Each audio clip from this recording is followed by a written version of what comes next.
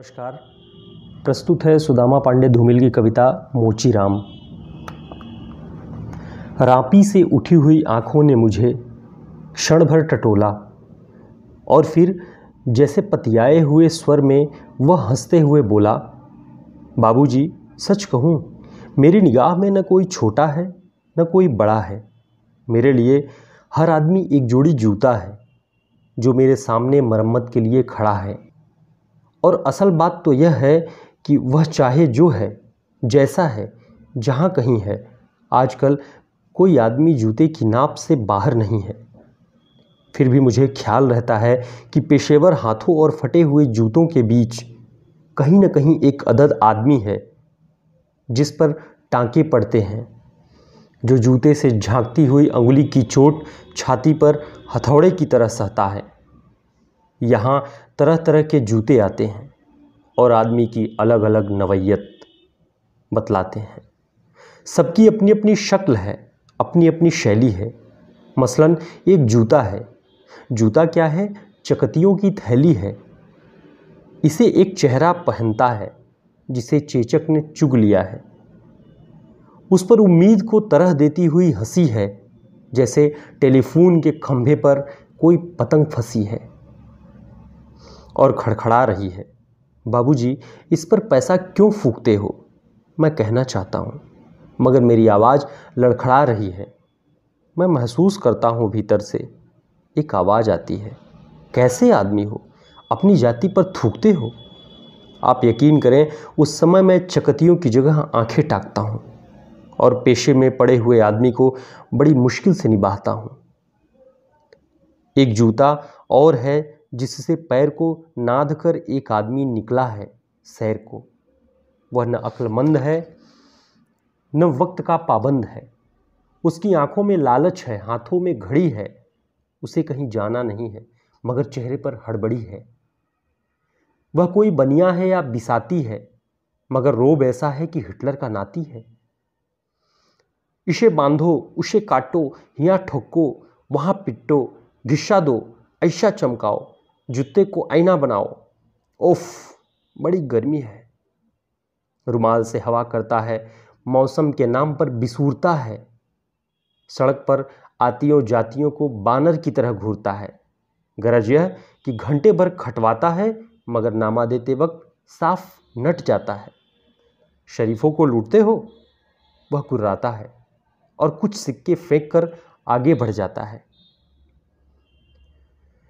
अचानक चिहुक कर सड़क से उछलता है और पटरी पर चढ़ जाता है। चोट जब पेशे पर पड़ती है तो कहीं न कहीं एक चोर कील दबी रह जाती है, जो मौका पाकर उभरती है और अंगुली में गड़ती है। मगर इसका मतलब यह नहीं है कि मुझे कोई गलतफहमी है। मुझे हर वक्त यह ख्याल रहता है कि जूते और पेशे के बीच कहीं न कहीं एक अदद आदमी है जिस पर टांके पड़ते हैं, जो जूते से झांकती हुई अंगुली की चोट छाती पर हथौड़े की तरह सहता है। और बाबूजी, असल बात तो यह है कि जिंदा रहने के लिए अगर सही तर्क नहीं है तो रामनामी बेचकर या रंडियों की दलाली करके रोजी कमाने में कोई फर्क नहीं है। और यही वह वजह है जहां हर आदमी अपने पेशे से छूटकर भीड़ का टमकता हुआ हिस्सा बन जाता है। सभी लोगों की तरह भाषा उसे काटती है, मौसम सताता है। अब आप इस बसंत को ही लो, यह दिन को तांत की तरह तानता है। पेड़ों पर लाल लाल पत्तों के हजारों सुखतल्ले धूप में सिजने के लिए लटकाता है। सच कहता हूं, उस समय रापी की मूठ को हाथ में संभालना मुश्किल हो जाता है। आंख कहीं जाती है, हाथ कहीं जाता है। मन किसी झुंझलाए हुए बच्चे सा काम पर आने से बार बार इनकार करता है। लगता है कि चमड़े की शराफत के पीछे कोई जंगल है जो आदमी पर पेड़ से वार करता है। और यह चौंकने की बात नहीं, सोचने की बात है।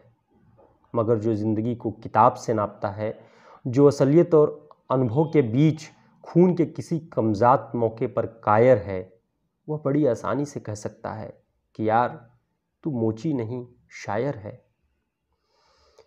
असल में वह एक दिलचस्प गलतफहमी का शिकार है, जो यह सोचता है कि पेशा एक जाति है और भाषा पर आदमी का नहीं किसी जाति का अधिकार है, जबकि असलियत यह है कि आग सबको जलाती है, सच्चाई सबसे होकर गुजरती है। कुछ हैं शब्द जिन्हें मिल चुके हैं, कुछ हैं जो अक्षरों से आगे अंधे हैं। वे हर अन्याय को चुपचाप सहते हैं और पेट की आग से डरते हैं, जबकि मैं जानता हूं कि इनकार से भरी हुई एक चीख और एक समझदार चुप, दोनों का मतलब एक है। भविष्य गढ़ने में चुप और चीख अपनी अपनी जगह एक ही किस्म से अपना अपना फर्ज अदा करते हैं।